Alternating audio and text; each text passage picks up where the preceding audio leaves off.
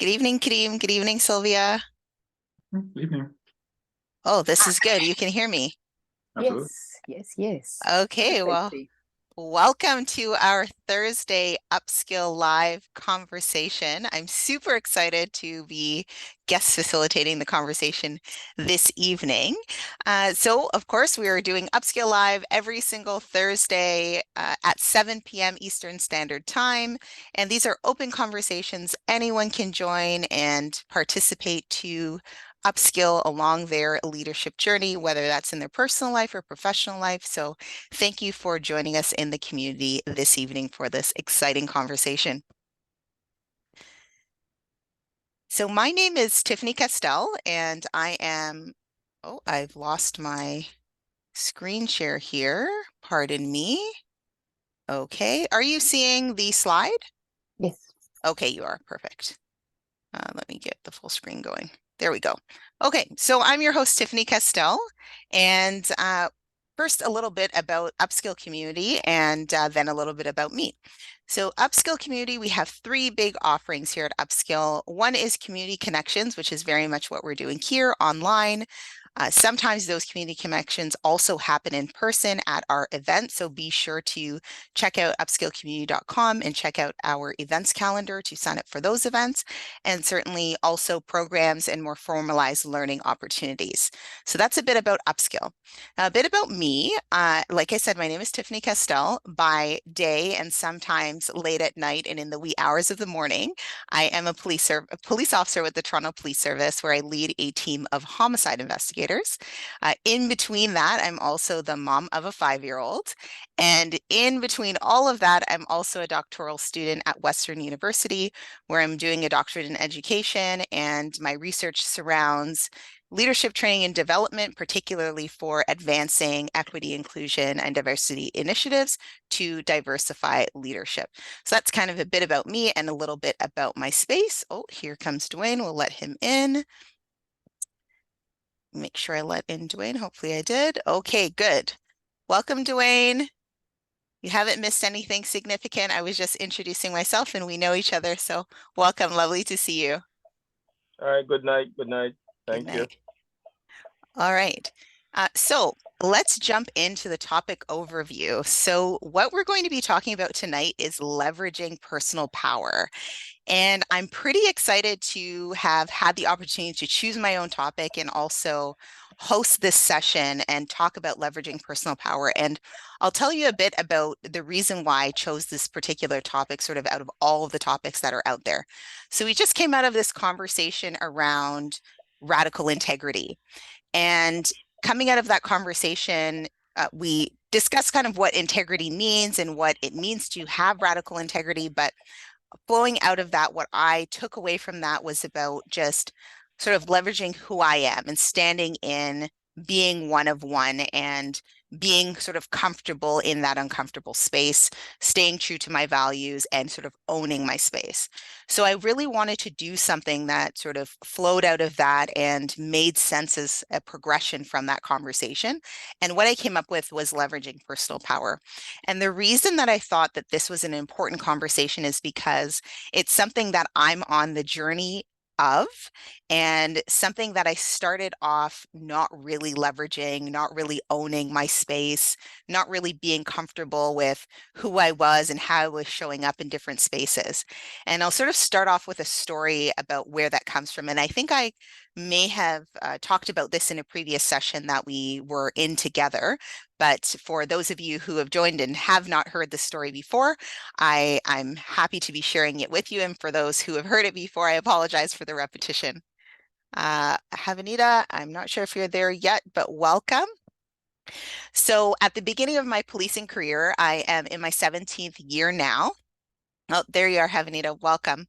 I'm in my 17th year with the Toronto Police Service now. And when I was what I like to call a baby police recruit, brand new police officer and new to a shift, I found myself in a position where everyone was paying attention to me. It was good attention, it was bad attention. They were just, everyone wanted to know what I was up to, or always had something to say, some sort of criticism, some sort of praise. And at that time in my career and at that age, I just wanted to blend into the background. I didn't want anybody to be noticing me for any reason, good, bad, or ugly. I just wanted to blend into the background. And there was always someone that was just a person who was there, and people would be like, "Oh, do you know Joe?" "Yeah, Joe, I'm not sure if I know Joe."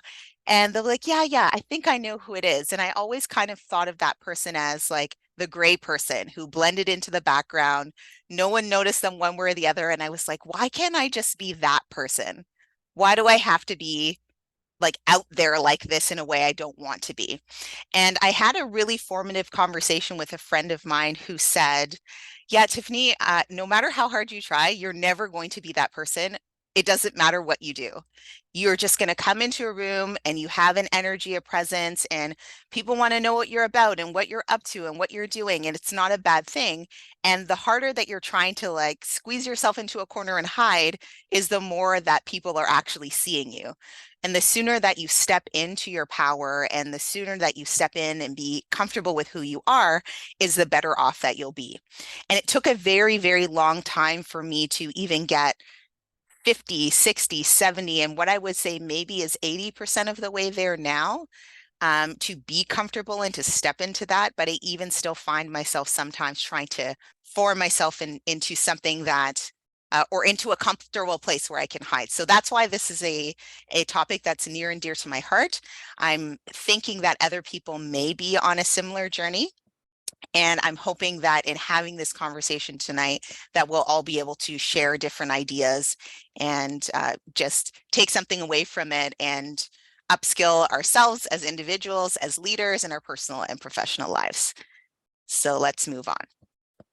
Okay, so we know here at Upskill Community, Upskill Live, we always love a definition because we don't want to be assuming that everybody has the same belief or thought about what a particular concept is.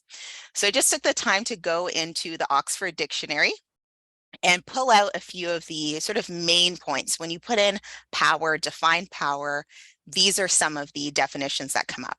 So the capacity to build or to direct or influence the behavior of others or the course of events, a right or authority that's given or delegated to a person or body, and a person or organization that is strong or influential within a particular context.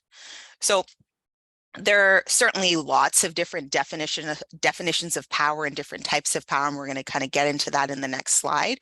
But this just situates our conversation around power as an influence process, as something that individuals or organizations possess, and that's sort of the place that we're going to have a conversation from this evening. These definitions certainly don't include, and here goes me with my doctoral student working in the DEI space. These definitions certainly don't include discussions of power and privilege and equity and all of that. So I acknowledge that this is just to situate us in terms of the type of power in general that we're talking about tonight. Okay, so there are 5 bases of power: social power, personal power, that were identified by 2 university sociologists or social psychologists from the University of Michigan, French and Raven, back in 1959.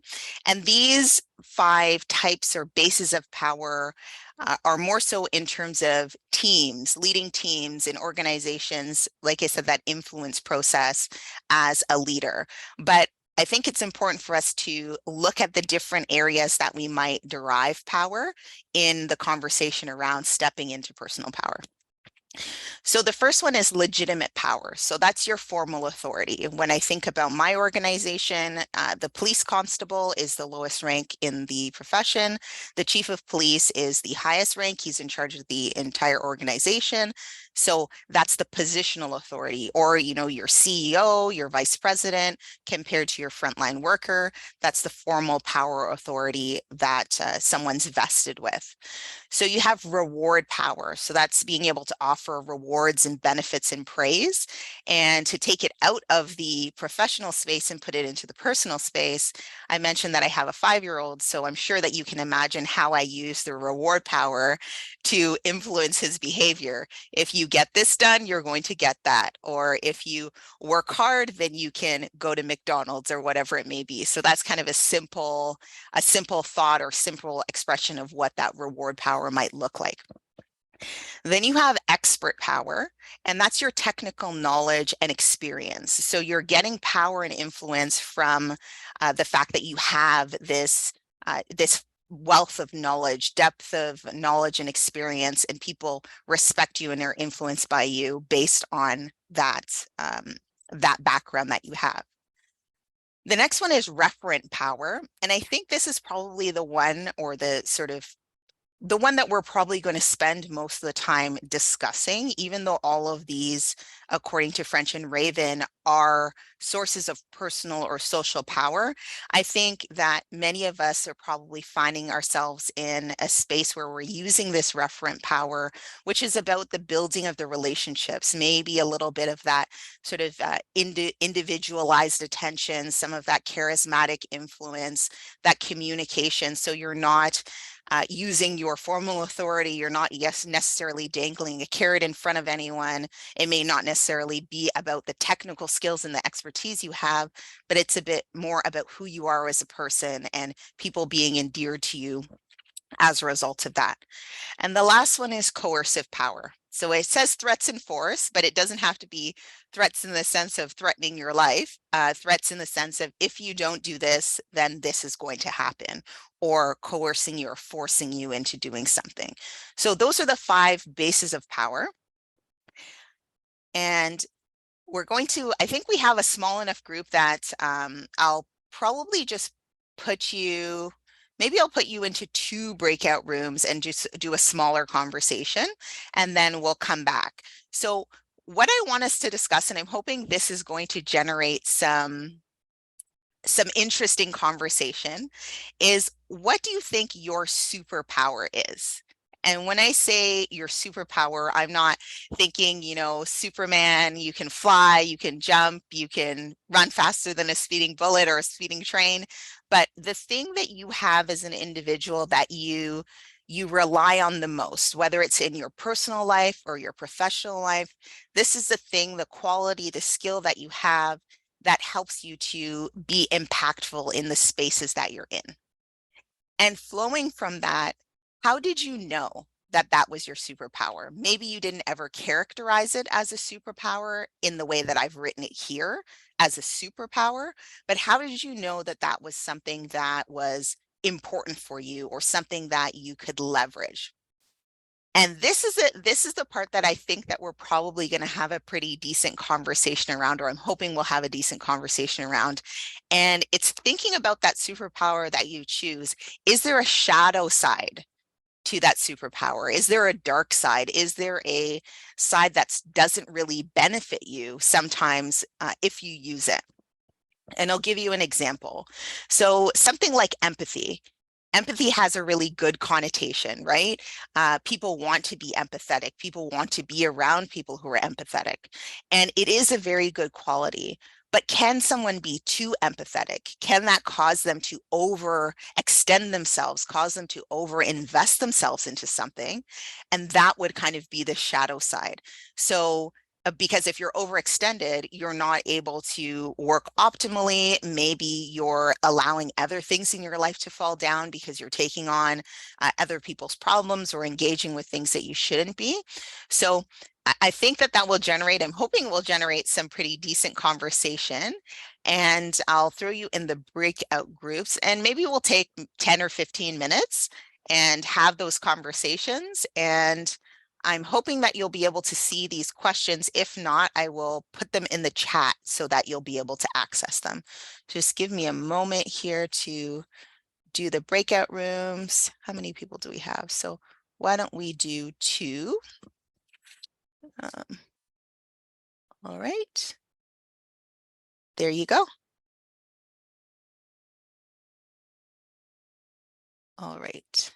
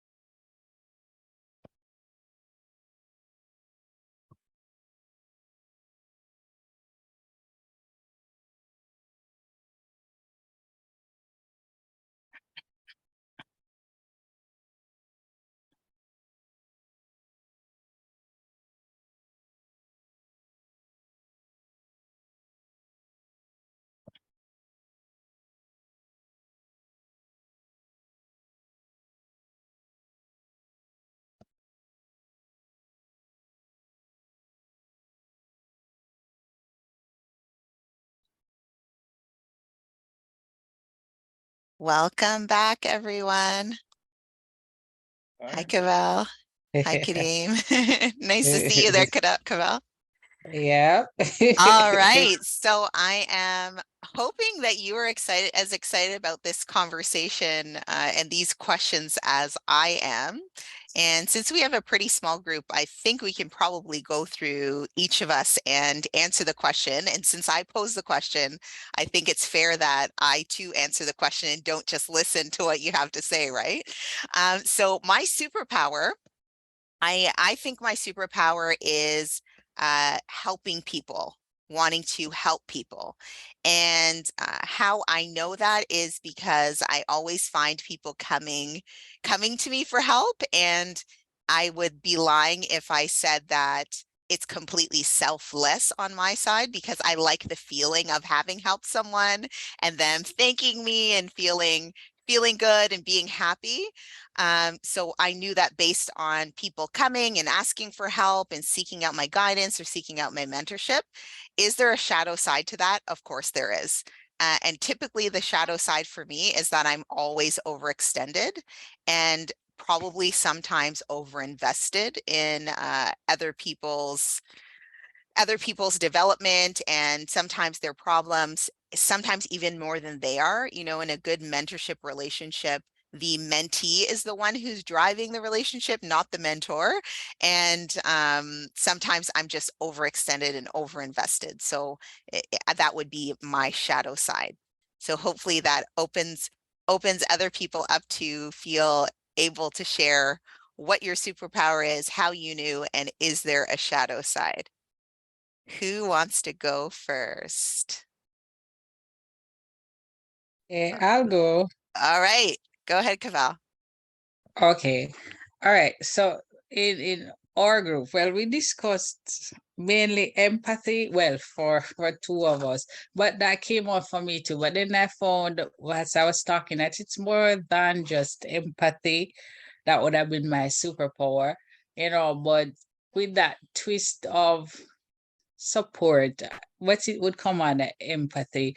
I was sharing that when I realized that that was a strength and something that could be leveraged in the work environment was when I was asked um to guide a new team at work and provide support for that team because they wanted that team to be nurtured for a year, and to grow in such a way that they could find leadership among them, and we don't have the turnover in the department that we were having.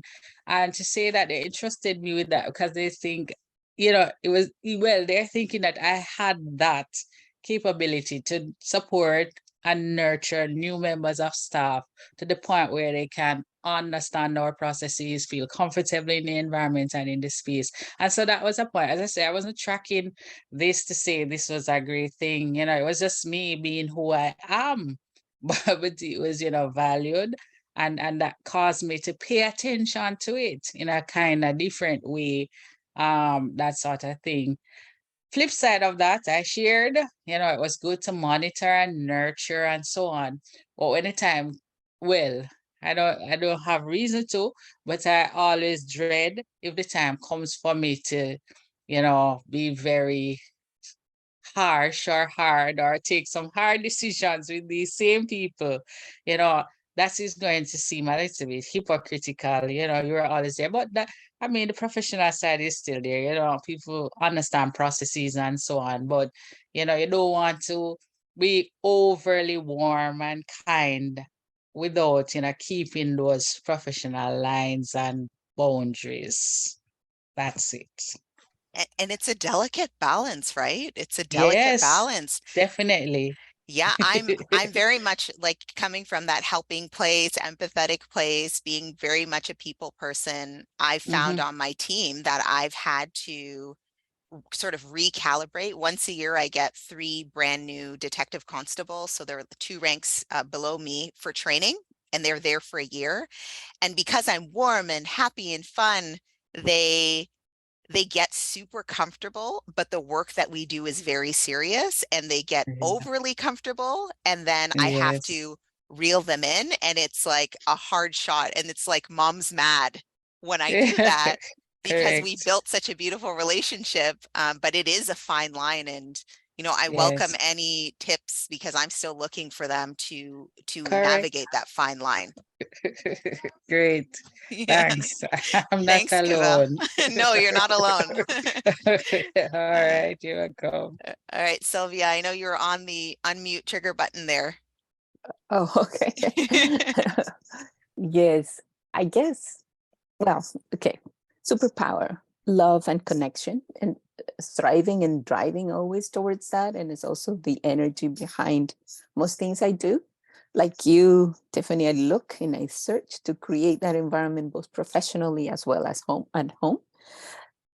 And how I know, again, not unselfishly, it really fills my soul to do something and to know that I actually touch people's souls in the process.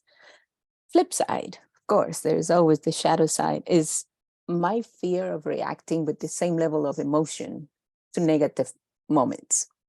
And I know I'm aware of it because of what I have seen at home growing up. So it's always been my signpost. This is the place where I don't want to find myself, but I know I can go there easily.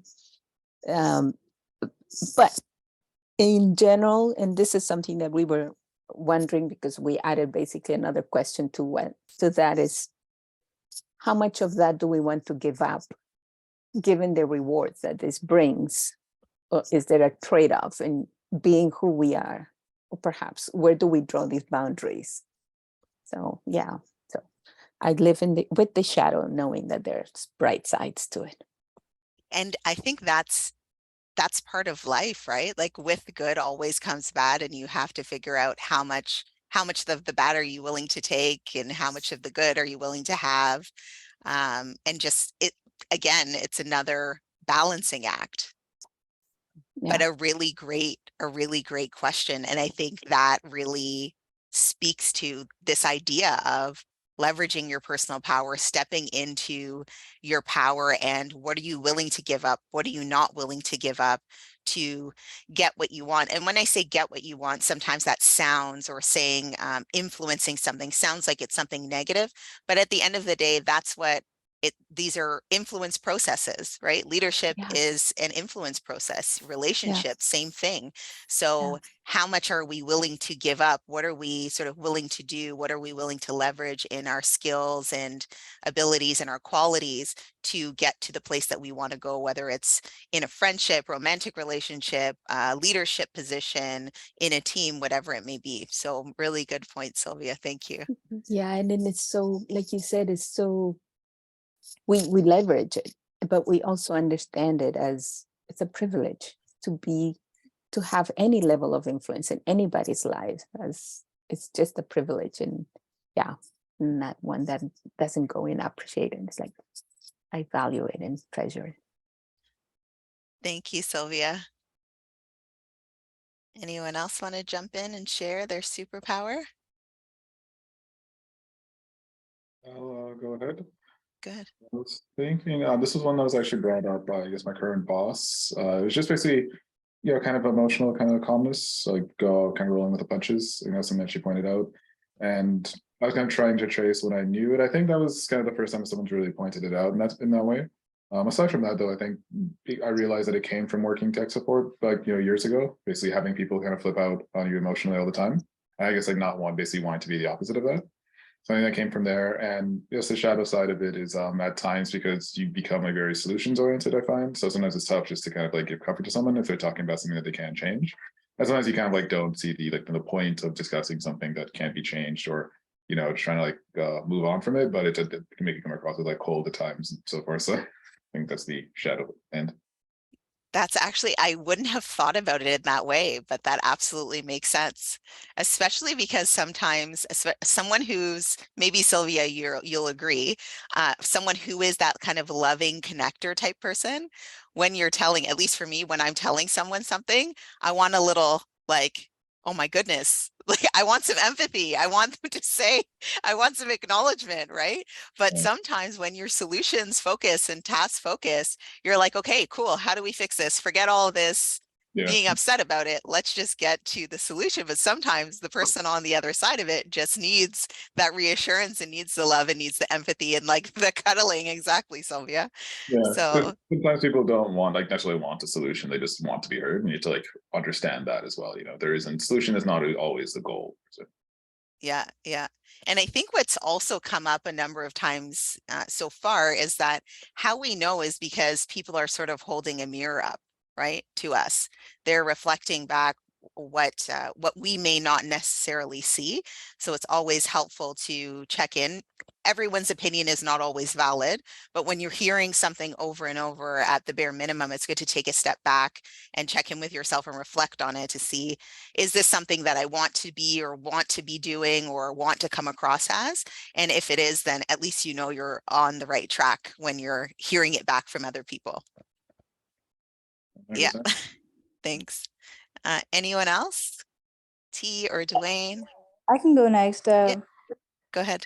So we discussed that for me, the thing that is my superpower is being considerate. So it comes from empathy, but it's kind of a whole different branch. I mean, empathy is definitely like the base of it, but for me, consideration is like doing it a lot in action, like making sure everybody is comfortable, making sure that things are up to the mark, or maybe whoever needs something next in their task, that should be already there, right? So for me, being considerate is my superpower, and I knew that from years ago, like when I was developing friendships, and when I knew that I'm being too considerate, and sometimes, so the flip side is also a part of that.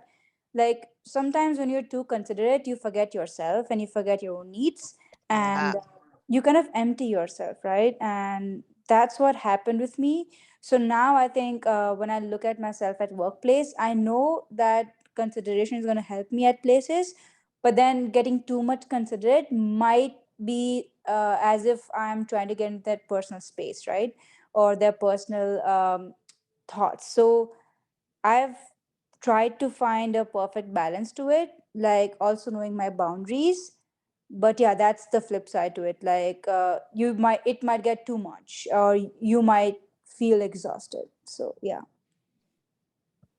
Thank you very much, Tithi. And I can definitely uh, empathize with that, given my superpower and what I've struggled with, and just sort of emptying yourself and pouring yourself out. And I'm glad that you made the reference back to a couple sessions ago in terms of setting boundaries and the importance of that to, and now I'm going to link it back to your session, T, the importance of that for your wellness as well, right?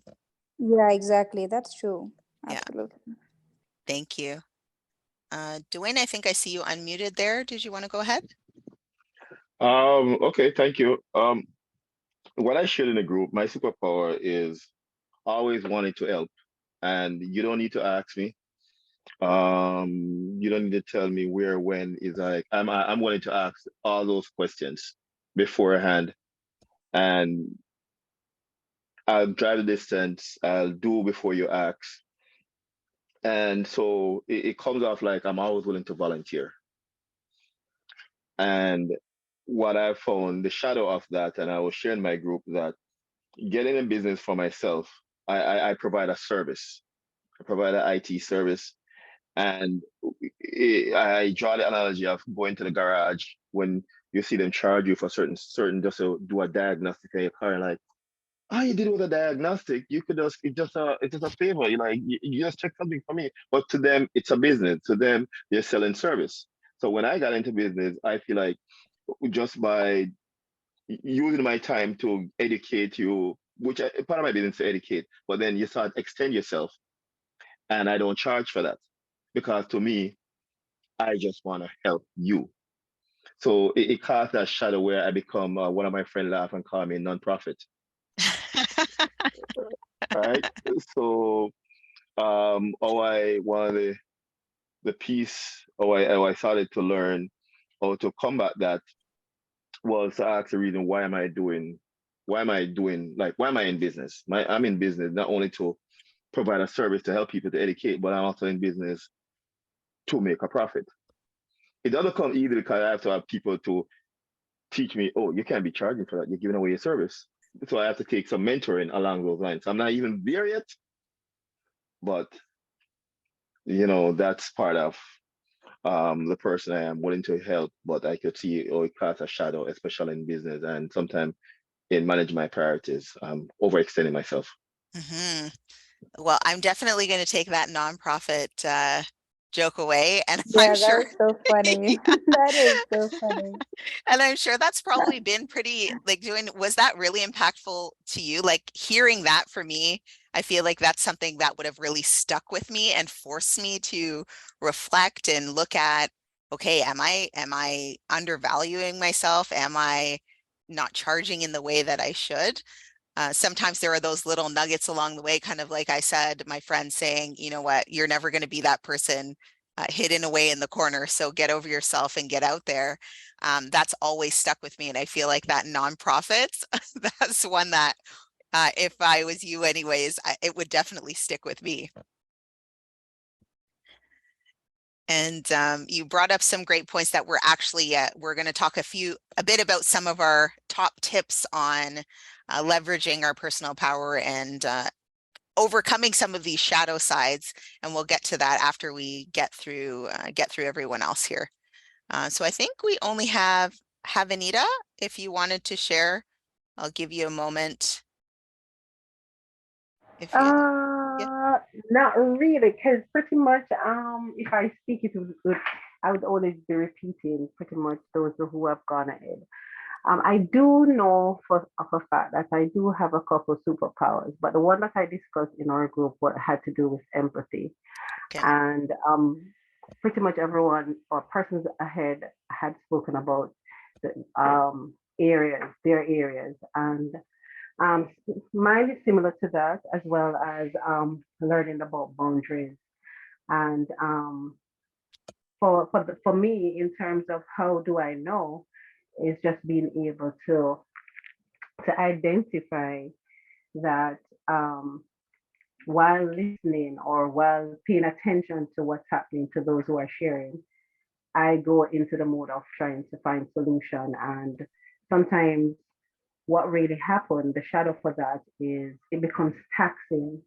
And also from a professional point of view, I find myself using more heart rather than head. So it affects decision making. It affects sometimes how I should come down in enforcing certain things. I become a little bit too relaxed in doing what I need to do. So it affects either the professional aspect, it affects personal aspect, and sometimes it spills over into family life and stuff. So yeah. Okay, great. Thanks so much, Havanita.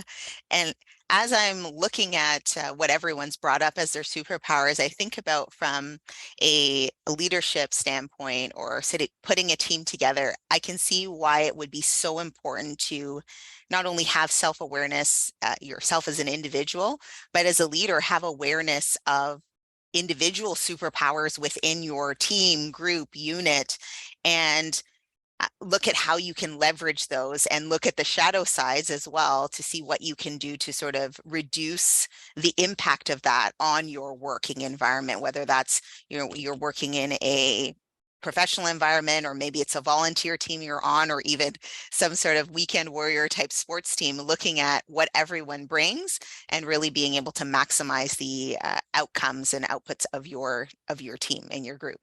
So thank you so much, everyone, for your contributions to that conversation. Something I wanted to go back to was just this slide here on these 5 bases of power. And they're separated out into 5 separate categories, but I wanted to have a little bit of a conversation around what, if any of these different categories, which of these categories you feel you access the most. And the fact that they're laid out in 5, are there some that you feel are missing, right? These 2 gentlemen, they did this back in 1959. So is there something that has come along since then that you're like, well, you know what, that was really great at that time, but is there something missing? And how many of these do you access? Are there some that you don't access? So just a conversation around that. I'm happy to start. When I look at this, I feel like I probably access a little bit of each one of these to some extent.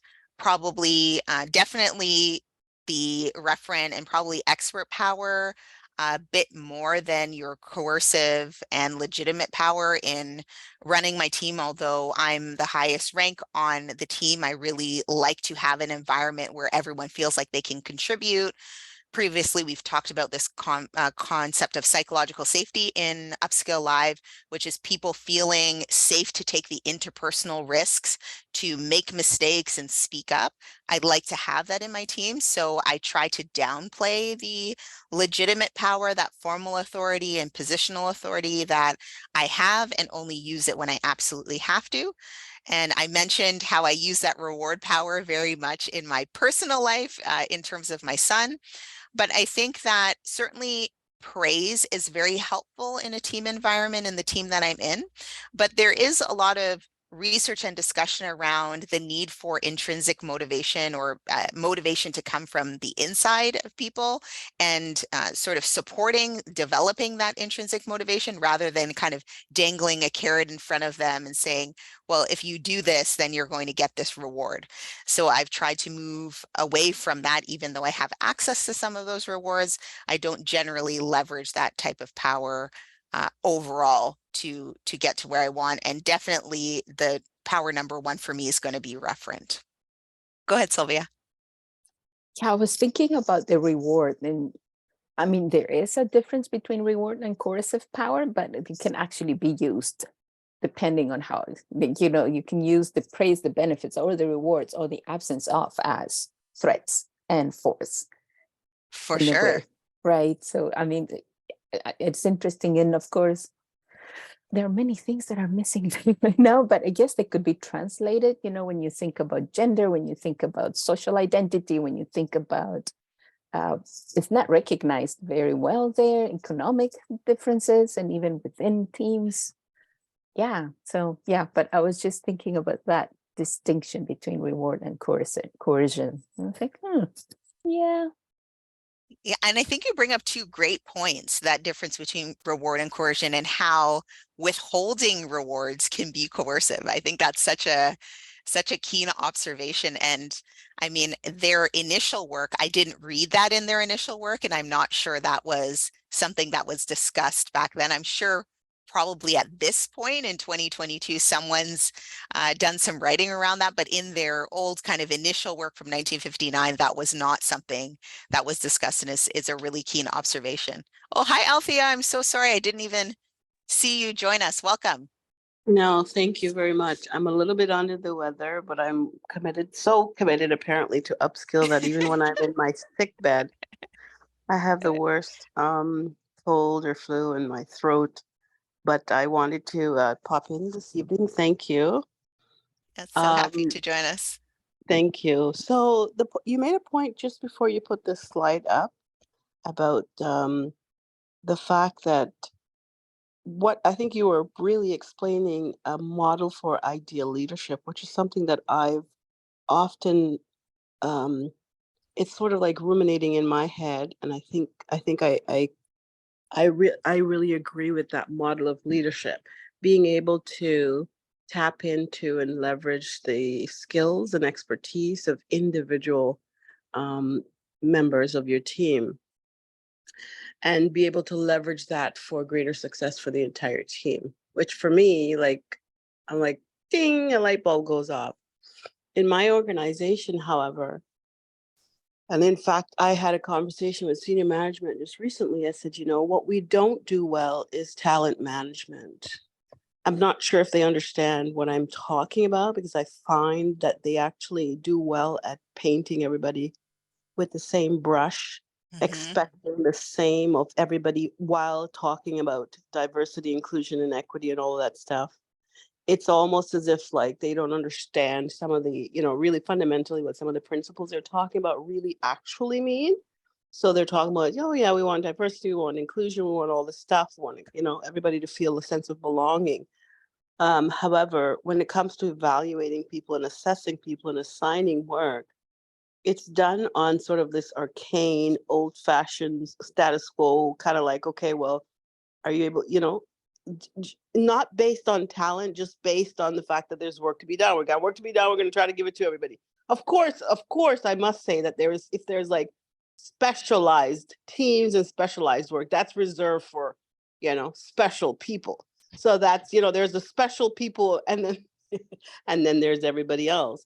But in the everybody else, which is the majority of people, there are specialized talents. There are people that come with certain abilities and skills that I find that they don't do well at actually disaggregating, breaking out, and actually feeding that.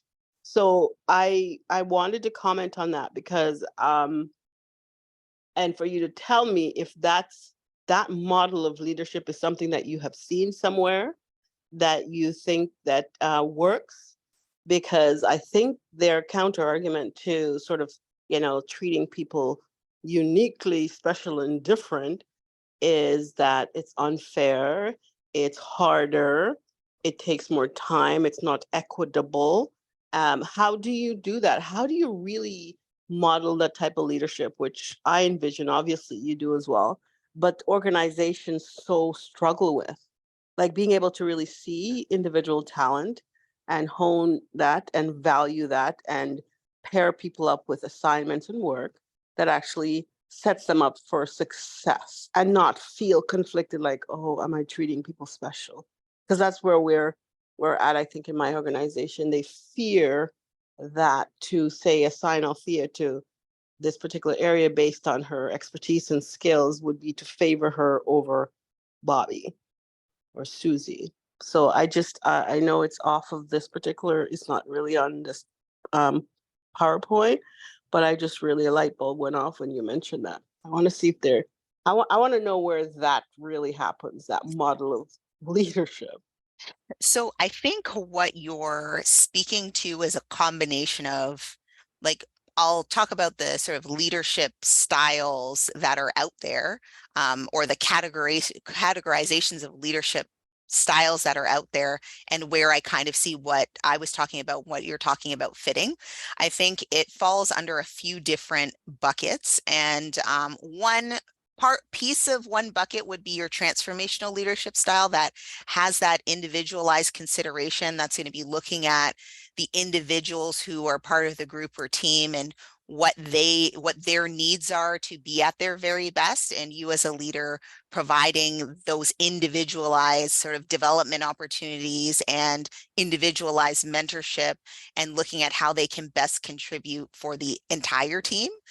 I think probably also the bigger umbrella of what you're talking about would for sure be inclusive leadership. And inclusive leadership comes along with the title of inclusive and may conjure ideas of more social justice type leadership. The principles support social justice type leadership in the sense of advancing diversity, equity, inclusion initiatives and increasing equity, reducing marginalization. But I think what is more under the inclusive leadership umbrella is about preventing exclusion and ensuring inclusion and having some of those traits to increase belonging and leverage individual strengths. So I'd probably say that would be the bigger umbrella. And then for sure, you'd have your servant leadership in there. And that is really about the leader being there to serve the people who are following them or to serve their team. And part of that service would be them stepping out of the way as the leader and individual and looking at what does this individual need to be at their best and how can I support them to get there? How can I serve them to get there and make sure that their needs are being met? And ultimately, if their needs are being met, that means that the overall team needs are being met and everyone's progressing as best as they possibly can.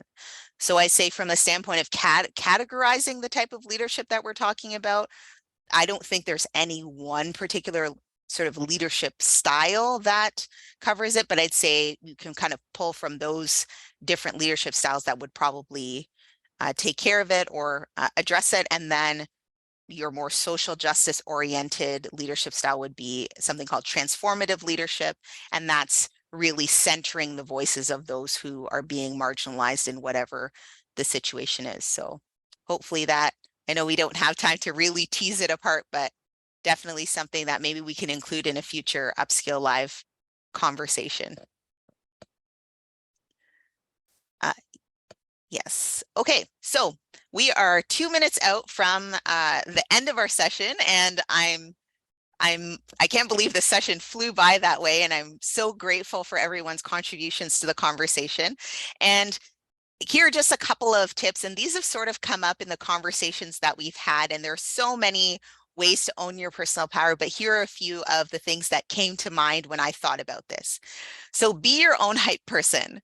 And when I say be your own hype person, that's those positive affirmations, that's that positive self-talk, turning those negative things that come into your mind, turning them around and making something positive out of them. Being your own hype person is about celebrating the things that you do well. And that is all about just celebrating you and keeping that positivity going. Being clear on what you want. There's power in being clear on what you want, because that helps to ensure that you know what you don't want.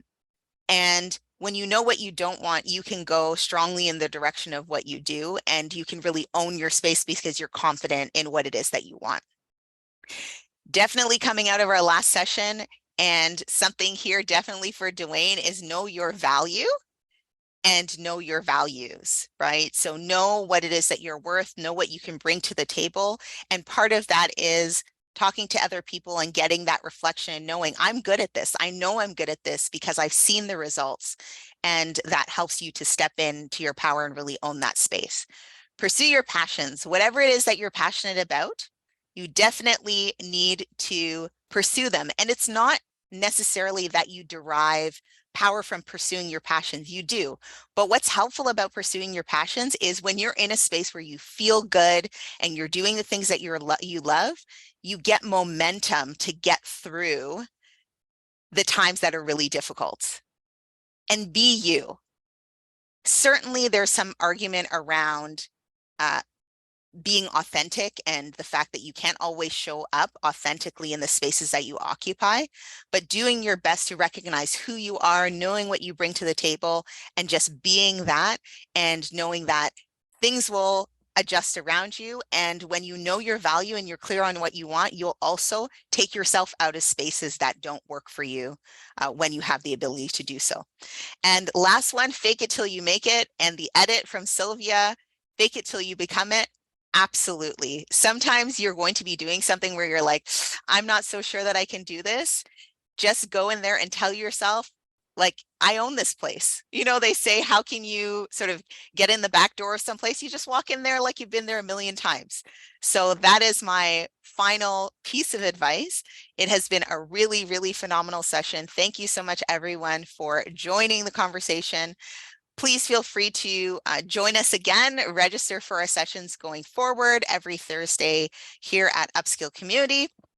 And of course, we're all a work in progress, so let's continue to take this journey together. Join us on LinkedIn and connect with us on Instagram, and definitely check out the Upskill Talks podcast wherever you get your podcasts.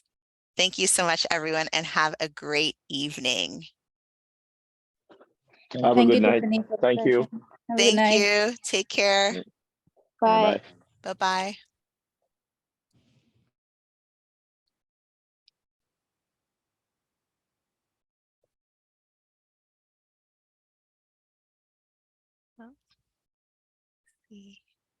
Hi, Tiffany. Hi, Zoe. Congratulations. This was Thank great. you. You Oh, want to stop good. the recording? Oh, yes. Thank you very much for the reminder.